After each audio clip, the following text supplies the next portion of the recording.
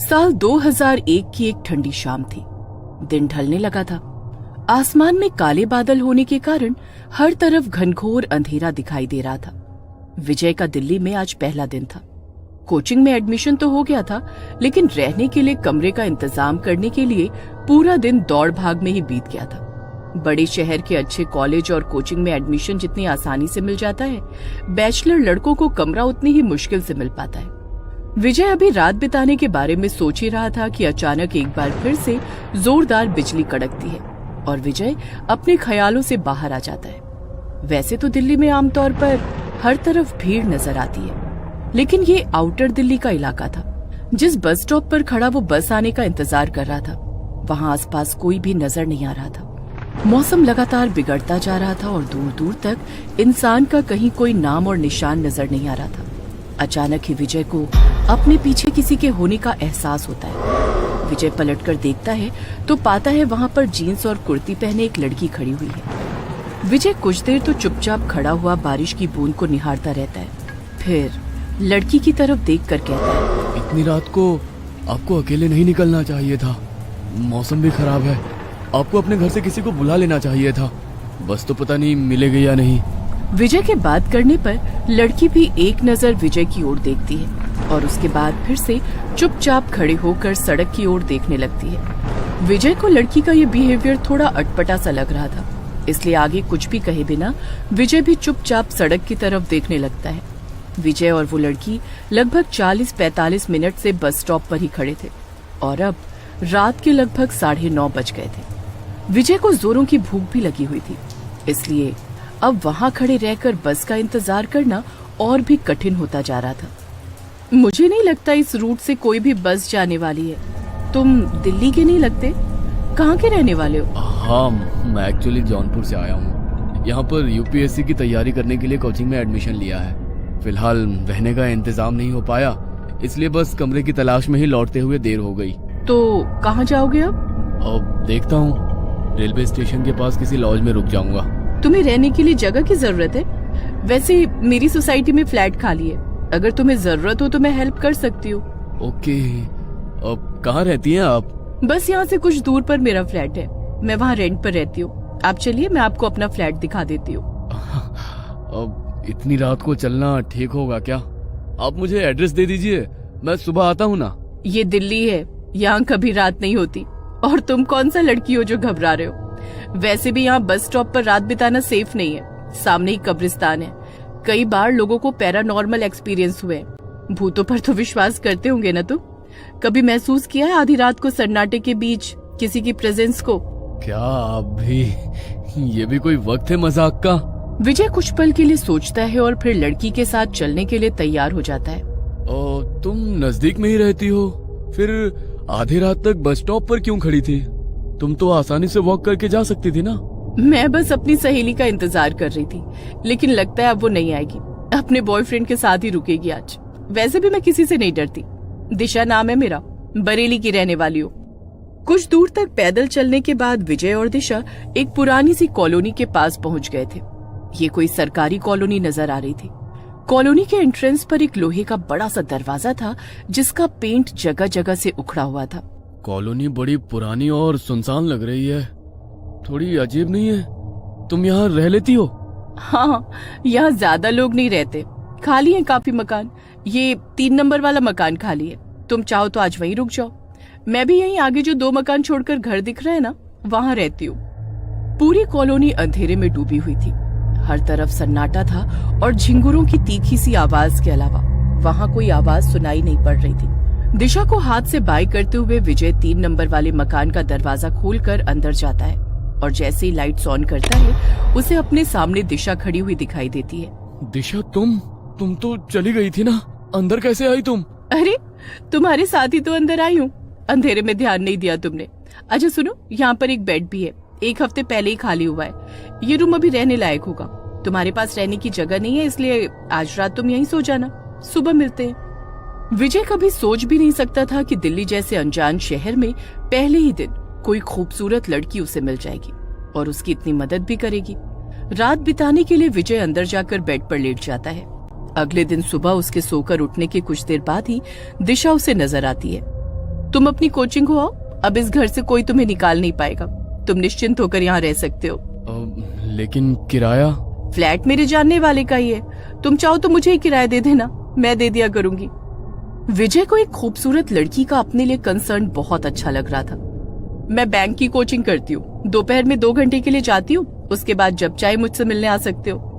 मेरा flat number 6 है। एक बात का ख्याल रखना, यहाँ पर आउटसाइडर्स अलाउड नहीं है। किसी बाहर वाले को इस कॉलोनी में लेकर कभी मत आना। और हाँ, कॉलोनी के लोगों को भी डिस्टरबेंस बिल्कुल पसंद नहीं है, इसलिए कभी भी किसी का दरवाजा मत खटखटाना। ओके। विजय को दिल्ली रास आ गई थी। हर रोज सुबह जब वो उठता, उसे दिशा के हाथ का लिखा हुआ गुड मॉर्निंग नोट उसके दरवाजे पर लगा मिलता। वे दोनों अक्सर साथ में बैठकर घंटों बातें करते और अपने भविष्य के सपने सजाते। कुछ दिन बाद, दिशा, कॉलोनी में इतना सन्नाटा रहता है, बाकी मकान खाली है क्या? कभी कोई आवाज सुनाई नहीं देती, कभी कोई आता जाता नजर नहीं आता। क्या बात है, तुम्हारा मन नहीं लगता क्या यहाँ पर? बाकी लोगों की याद क्यों आ रही है? तुम्हें बताया था ना, यहाँ रहने वाले लोग डिस्टरबेंस पसंद नहीं करते, इसलिए ज्यादातर घर के अंदर ही रहते हैं। नहीं, मन लगने जैसी कोई बात नहीं है। तुम हो ना मेरे पास, बस मैंने ऐसे ही पूछ लिया। विजय ने महसूस किया कि दिशा की आंखें इस बात के जवाब में थोड़ी बदल सी गई हैं और लहजा थोड़ा सख्त हो गया है। शायद दिशा पॉजेसिव हो रही है, उसे मेरा किसी और के बारे में पूछना अच्छा नहीं लगा। हर गुजरते दिन के साथ विजय दिशा की ओर नजदीक आता जा रहा था। जनवरी की खूबसूरत ठंडी शाम थी। विजय अपने फ्लैट की छत पर दिशा के कंधे पर सर रखकर बैठा हुआ था। दिशा, वैसे तो तुम बस 2 मकान छोड़कर ही रहती हो, लेकिन मुझसे अब ये 2 मकान जितनी दूरी बर्दाश्त नहीं होती। एक बात सच सच बताओ, प्यार करती हो ना मुझसे? बहुत ज्यादा। तुम सोच भी नहीं सकते उतना प्यार करती हो। तुम्हें पाने के लिए किसी भी हद तक जाने को तैयार हूँ मैं। सोच लो, प्यार करोगे तो हदों को पार करके निभाना पड़ेगा, वरना हम दोस्त ही ठीक है। अब बस तो हो गया फैसला। अलग अलग फ्लैट क्यों, हम एक साथ रहते हैं ना। दिशा विजय के कंधे पर सर रखकर बैठी हुई थी और विजय दिशा के लंबे बालों से खेलते हुए उससे बातें कर रहा था। तभी उसने देखा कुछ दूरी पर एक आदमी छत पर खड़ा उसे ही घूर रहा है। चलो नीचे चलते हैं। पता नहीं कौन है वो आदमी, जब भी मैं तुम्हारे साथ यहाँ बैठता हूँ ना जाने क्यों कहा जाने वाली नजरों से घूरा करता है। अरे पता नहीं आदमी है या भूत, ऐसे आंखें फाड़कर कौन देखता है। तुम थोड़ा सावधान रहना, मुझे ये आदमी कुछ ठीक नहीं लगता। अरे मुझे उससे कोई खतरा नहीं है, तुम चिंता मत करो, छोड़ो उसे। विजय के कहने पर दिशा अब उसके फ्लैट में ही शिफ्ट हो गई थी। दोनों लिव इन में रहने लगे थे और एक दूसरे के साथ दोनों ही बहुत खुश थे। अरे यार, कोचिंग खत्म होते ही तू ऐसे गायब हो जाता है जैसे गधे के सर पर सींग। अरे भाई, अब तो 1 साल बीतने को आया, अब तो हमारे साथ थोड़ा टाइम बिता लिया करो। इतने भी बुरे नहीं है हम कि तू हमारे साथ 2 बात भी ना कर सके। वो क्या है ना कि दिशा की कोचिंग दिन में ही खत्म हो जाती है। वो बेचारी पूरा दिन मेरा ही वेट करती रहती है, अकेले परेशान हो जाती है, इसलिए मैं जल्दी घर भागता हूँ। दिशा, मतलब तुम शादीशुदा हो? अरे नहीं, शादीशुदा नहीं हूँ। दिशा मेरी गर्लफ्रेंड है, हम दोनों साथ में ही रहते हैं। ओ भाई, गजब बात कर रहे हो। मतलब बिन फेरे हम तेरे। तब तो मिलना पड़ेगा भाई भाभी जी से। देखो, हमारे जैसे बेरोजगार बंदे पर इतना भरोसा करने वाली लड़की से एक मुलाकात तो बनती है, क्यों? मोहन की बात सुनकर विजय उसे अपने साथ कमरे पर ले जाने के लिए तैयार हो जाता है। सोसाइटी के गेट पर पहुंचकर मोहन देखता है कि सामने एक पुरानी सी टूटी फूटी खंडहर नुमा सोसाइटी दिखाई दे रही है। सोसाइटी में अंदर जाने के लिए एक गेट है जिस पर झाड़ियां लिपटी हुई हैं। अधखुले गेट से अंदर जाते हुए मोहन हैरानी से चारों ओर देख रहा था। तुम इस सोसाइटी में रहते हो? मजाक कर रहे हो ना मेरे साथ? सुबह से मजाक करने के लिए मैं ही मिला हूँ क्या तुम्हें? नहीं यार, मजाक की क्या बात है, मैं सच में इसी सोसाइटी में रहता हूँ। जहाँ तक मैं जानता हूँ ये सोसाइटी पिछले 6-7 साल से खाली पड़ी हुई है। अरे यार, तू आउटसाइडर है, लेकिन हम तो यहीं दिल्ली में पैदा हुए हैं ना, हमें बेवकूफ बनाएगा? अरे तुझे गलत इन्फॉर्मेशन मिली है यार। तू चल, मैं तुझे दिखाता हूँ ना मेरा रूम। बेवकूफ क्यों बनाऊंगा? मोहन हैरानी से सोसाइटी के मकानों को देख रहा था। तभी मकान नंबर 3 के सामने जाकर विजय रुक जाता है। आ गया मेरा फ्लैट, चल अब अंदर चलते हैं। मोहन अंदर जाता है तो देखता है पूरा फ्लैट बहुत ही गंदा था। हर तरफ मकड़ी के जाले लगे हुए थे। सीलन से पूरी दीवारें काली पड़ गई थी और धूल और मिट्टी ने घर के फर्श को पूरी तरह से ढका हुआ था। विजय भाई, सही मजाक कर लेते हो? इस घर की हालत देख रहे हो? इस मकान की इतनी बुरी हालत है कि यहाँ पर इंसान तो क्या, जंगली जानवर भी नहीं रहेगा। और तुम कह रहे हो कि तुम इस मकान में रहते हो। मुझे खुद अपनी आंखों पर भरोसा नहीं हो रहा है यार।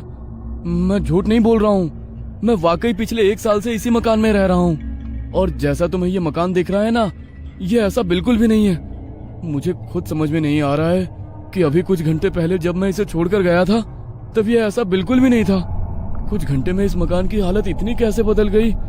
अरे यार, बिल्कुल साफ सुथरा चमकता हुआ घर है ये। दिशा घर की बहुत केयर करती है। कहाँ है तेरी दिशा? दिखाई तो नहीं दे रही। तू तो कह रहा था कि तेरे रूम में ही रहती है। अरे ऐसे घर में कौन लड़की रहेगी? तेरा मानसिक संतुलन तो नहीं बिगड़ा हुआ है यार? अभी भी सच सच बता, तू ये सब मजाक कर रहा है ना? अरे यार, मेरा खुद दिमाग काम नहीं कर रहा है। ये सब मैं क्या देख रहा हूँ? विजय के इतना कहते ही अचानक ही घर में जल रहा एकमात्र बल्ब फ्लैक्चुएट करने लगता है और एक ठंडी हवा का झोंका उनके शरीर को छूकर निकल जाता है। कमरे के अंदर की हवा बोझिल सी होने लगती है और अंदर के कमरे से खटखट की आवाज आने लगती है। लगता है अंदर वाले रूम में है दिशा, चल देखते हैं। विजय अंदर रूम में जाता है तो वहाँ भी हर तरफ गंदगी और सीलन ही नजर आती है। तभी उन्हें बाहर के कमरे से खटखट की आवाज आने लगती है। विजय अपने दोस्त को लेकर हैरानी से बाहर के कमरे में आता है। तभी उसे एक बार फिर अंदर के कमरे का दरवाजा पीटने की आवाज सुनाई देने लगती है। भाई, मुझे लगता है कि हमें यहाँ से चलना चाहिए। मुझे यहाँ कुछ ठीक नहीं लग रहा। तुझे जरूर कुछ तो गलतफहमी हुई है। मेरी बात मान, तू कुछ दिन के लिए अपने घर हो आ। तेरी तबीयत सही नहीं है। ऐसी हालत में तेरा यहाँ रुकना सही नहीं होगा। 1 मिनट रुक, मुझे याद आया। सुबह ही दिशा ने मुझे खाना पैक करके दिया था, लेकिन मैं टिफिन को ले जाना भूल गया। अभी भी वो टिफिन किचन में ही रखा होगा। रुक जा। विजय दौड़ता हुआ रसोई में जाता है तो देखता है कि वहाँ पर वाकई एक टिफिन रखा हुआ है। ये देख, मैंने कहा था ना, ये रहा मेरा टिफिन। तो इसे खोलकर देख, तुझे इसमें पास्ता मिलेगा। मोहन जैसे ही टिफिन को खोलता है, डब्बा उसके हाथ से छूट जाता है। टिफिन के अंदर रखे हुए खाने में से गंदी बदबू आ रही थी और उसके अंदर छोटे छोटे कीड़े रेंग रहे थे। अच्छा चल, एक बार पड़ोसी से पूछ कर देखते हैं। विजय और मोहन बारी बारी से सारे मकानों पर जाते हैं, लेकिन सभी मकानों की हालत बिल्कुल एक जैसी थी। सभी मकान खाली थे और उनमें गंदगी के सिवा कुछ नजर नहीं आता था। अब मैं तुझे कैसे यकीन दिलाऊं? मैं झूठ नहीं बोल रहा हूँ। ये सब साजिश है मेरे खिलाफ, लेकिन मैं कोई बेवकूफ नहीं हूँ जो ऐसा ही फंस जाऊं। तू अभी रुक, वो सामने कॉलोनी दिखाई दे रही है ना, वहाँ पर एक आदमी रोज मेरी दिशा को घूर घूर कर देखता था। तू चल, वो बताएगा तब तो तू मानेगा ना कि दिशा और मैं इसी फ्लैट में रहते थे। मोहन विजय के चेहरे पर एक अजीब सी बेचैनी महसूस कर पा रहा था। ऐसा लगता था वो किसी भी पल बस रो पड़ेगा। विजय का मन रखने को मोहन उसके साथ सामने वाली कॉलोनी में जाकर एक घर का दरवाजा खटखटाने लगता है। कुछ ही मिनटों में एक सांवला सा बड़ी बड़ी मूंछों वाला व्यक्ति दरवाजा खोलता है। यही है वो। सर प्लीज सच सच बताइए, आप मुझे जानते हैं या नहीं? विजय की बात सुनकर उस आदमी ने एक नजर विजय को ऊपर से नीचे तक देखा और फिर उसके चेहरे के भाव बदलने लगे। बताइए ना sir, this is very important. अरे शर्म आ रही है इस इंसान को ये बात कबूलने में कि हर रोज ये एक प्रेमी जोड़े को छिप छिप कर देखता था। इतना ही नहीं, मैंने इसकी नजर में दिशा के लिए कुछ अलग ही महसूस किया है। अरे पागल हो क्या तुम? आज तक तो बस मुझे शक था, लेकिन आज यकीन भी हो गया कि सिर फिरे हो तुम। यह लड़का रोज सामने जो डीडीए के खाली फ्लैट पड़े हैं ना, उसकी छत पर बैठकर पता नहीं अकेले में क्या बड़बड़ाता रहता था। ऐसे बिहेव करता था जैसे ये किसी के साथ बैठा हो। अकेले में ही हंसता, बड़बड़ाता और फिर कई बार मेरी तरफ देखकर गुस्से में मुंह फेरकर नीचे चला जाता। मुझे तो ये कोई सरफिरा पागल ही लगता था जो उन खाली पड़े खंडहरों की छत पर न जाने क्या करने जाता था। मुंह बंद करो अपना, झूठ बोलता है ये। तूने मुझे देखा लेकिन दिशा नहीं दिखाई दी तुझे? अरे मैं रोज उसके साथ ही जाता था छत पर। भाई इलाज कराओ इसका। विजय, दिशा कोई है ही नहीं, किसी ने नहीं देखा है आज तक उसे। तू संभाल खुद को यार, इस बारे में जितना सोचेगा ना उतना ही खुद को परेशान करेगा। देख, मैं तेरा दोस्त हूँ, तेरा बुरा नहीं चाहता। इस समय तू बस कुछ दिन के लिए अपने घर चला जा और घर जाकर अपनी फैमिली को सब सच सच बता देना। जो कुछ तूने इतने दिन अपनी आंखों से देखा वो कुछ और नहीं, बस एक छलावा था। हम तेरे दुश्मन नहीं हैं और ये अंकल भी वही कह रहे हैं जो उन्होंने देखा है। विजय को कुछ समझ नहीं आ रहा था कि जो कुछ वो अब देख रहा है वो झूठ है या जो पिछले 1 साल से उसने देखा या जिया है वो झूठा था। अपने आप को ये समझा पाना कि पिछले 1 साल से वो एक भ्रम, एक छलावे में जी रहा था, विजय के लिए आसान बिल्कुल भी नहीं था। विजय को सब कुछ घूमता हुआ सा नजर आ रहा था। विजय भाई, जिस जगह को तुम अपना कमरा बता रहे हो ना, वो रहने लायक स्थिति में बिल्कुल भी नहीं है। तुम ऐसा करो, मेरे साथ मेरे कमरे में चलो, वहीं से अपने गांव के लिए निकल जाना। विजय ने हाँ में गर्दन हिलाई और उसके बाद मोहन उसे अपने साथ अपने कमरे पर ले गया। अगले दिन सुबह ही मोहन ने उसे उसकी गांव जाने वाली बस में बिठा दिया था। मोहन अपने गांव जरूर आ गया था, लेकिन जैसे अपने आप को ही भूल गया था। वो हर समय बस अकेले में बैठा पेंसिल से एक चेहरा बनाने की नाकाम कोशिश करता रहता। विजय को अपने गांव लौटे 1 महीने का समय बीत गया था। घर में सभी लोग उसे समझा समझा कर थक गए थे कि दिशा बस उसके मन का वहम था और कुछ भी नहीं। लेकिन विजय उनकी बात मानने को तैयार नहीं था। ना तो अब उसका पढ़ाई में मन लगता था और ना ही वो किसी से बातचीत किया करता। इसी बीच एक सरकारी नौकरी में उसका चयन हो जाता है। विजय नौकरी ज्वाइन कर लेता है। काम के दबाव और गुजरते समय के साथ वो धीरे धीरे सामान्य होने लगता है। आज फिर 20 दिसंबर था, वही दिन जब पहली बार विजय दिशा से मिला था। न जाने क्यों आज विजय को बार बार दिशा का ख्याल आ रहा था। देर रात उसे ऐसा लगा जैसे दिशा उसे आवाज लगा रही है।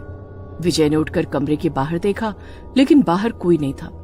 अचानक एक बार फिर उसे छत के ऊपर से दिशा की आवाज सुनाई देती है। विजय पागलों की तरह दौड़ते हुए छत पर पहुंचता है तो देखता है सामने दिशा खड़ी उसे देखकर मुस्कुरा रही है। विजय दौड़कर उसका हाथ थाम लेता है। तुम आ गई दिशा, मुझे पता था तुम हो। कहाँ चली गई थी मुझे छोड़कर? चलो मैं सबको तुमसे मिलाता हूँ। विजय की बात सुनकर एकाएक दिशा विजय का हाथ छोड़ देती है और धीरे धीरे अपने कदम पीछे की ओर बढ़ाने लगती है। छत के आखिरी छोर पर पहुंचकर दिशा ने एक कदम और पीछे की ओर बढ़ाया और छत से नीचे लुढ़क गई। विजय के मुंह से एक जोरदार चीख निकली और वो पसीने में लथपथ बिस्तर से उठकर बैठ गया। इतने दिनों के बाद अचानक दिशा का ख्याल आया। ये क्या हो रहा है मेरे साथ? विजय की आवाज सुनकर उसकी माँ दौड़ती हुई उसके कमरे में आती है। क्या हुआ बेटा, सब ठीक है ना? हाँ मैं ठीक हूँ माँ, आप सो जाओ। मैंने साफ सुना ये दिशा कहकर चिल्लाया था। जरूर वो चुड़ैल इसके सपने में आई होगी। अगले दिन सुबह, बेटा देख तो एक रिश्ता आया है तेरे लिए। बरेली की लड़की है, अच्छी लग रही है हमें तो। तू देखकर बता न कैसी है। और देख बेटा, जब तक तू जीवन में आगे नहीं बढ़ेगा ना, वो अतीत के बुरे ख्याल तुझे ऐसे ही सताते रहेंगे। ठीक है माँ, जैसा आप ठीक समझो, मुझे मंजूर है। विजय के हाँ बोलने पर जल्द ही विजय की पूरी फैमिली सगाई के लिए दृष्टि के घर पहुंच जाती है। जाओ बेटा, दामाद जी को घर दिखा कर ले आओ। दृष्टि विजय को ऊपर का फ्लोर दिखाने ले जाती है। ऊपर के कमरे में जाकर एकाएक एक तस्वीर को देखकर विजय के पांव वहीं जम जाते हैं। अरे क्या हुआ? ये मेरी दीदी दिशा की तस्वीर है। 5 साल पहले पढ़ाई करने के लिए दिल्ली गई थी। वो किसी लड़के से प्यार करती थी, लेकिन उसने धोखा दिया और उन्हें छोड़कर चला गया। दीदी इंतजार करती रही उसका, लेकिन जब वो लौट कर नहीं आया तो उन्होंने हताश होकर आत्महत्या कर ली। मौत हो गई है इनकी? कब? मतलब कब हुई? 4 साल पहले, लेकिन वो हमारे आसपास ही हैं। मैं अपनी दी को महसूस कर सकती हूँ। बहुत गहरा बॉन्ड था हम दोनों में। क्या हुआ, आप ठीक तो है ना? प्लीज नीचे चलें, मुझे कुछ ठीक नहीं लग रहा। पता नहीं ये इत्तेफाक था या कुछ और। दिशा की बहन दृष्टि से ही विजय की सगाई हुई थी। विजय बहुत बेचैनी महसूस कर रहा था, लेकिन चाहकर भी किसी को कुछ कह नहीं पा रहा था। और कहता भी तो कौन यकीन करता उसकी बात पर। यूं ही बेचैनी में महीने भर का समय बीता और शादी का दिन भी आ गया। शादी के बाद दृष्टि विजय के कमरे में बैठी घूंघट में चेहरा छिपाए उसका इंतजार कर रही थी। कमरे में विजय के कदमों की आहट होती है तो दृष्टि थोड़ा और संभल कर बैठ जाती है। कुछ पलों के बाद विजय दृष्टि का घूंघट उठाता है। मैंने कहा था ना जान, तुम्हारा साथ में मरकर भी नहीं छोड़ूंगी। बहुत लंबा इंतजार कराया तुमने, अब कोई भी हमें अलग नहीं कर पाएगा। इतना कहकर दृष्टि जोर जोर से हंसने लगती है। विजय को पहचानते देर न लगी कि ये आवाज दृष्टि की नहीं बल्कि दिशा की है। कांपते हाथों से वो बिस्तर से उठकर दूर खड़ा हो गया था। दृष्टि की पुतलियां धीरे धीरे सफेद हो रही थी। चेहरा भयावह और निस्तेज दिखाई पड़ रहा था। धीमे कदमों से वो विजय की ओर बढ़ रही थी और विजय कांपते शरीर के साथ जमीन पर गिर गया था। प्यार करती हो ना मुझसे? बहुत ज्यादा। तुम सोच भी नहीं सकते उतना प्यार करती हूँ। तुम्हें पाने के लिए किसी भी हद तक जाने को तैयार हूँ मैं। सोच लो, प्यार करोगे तो हदों को पार करके निभाना पड़ेगा, वरना हम दोस्त ही ठीक है। अब बस तो हो गया फैसला।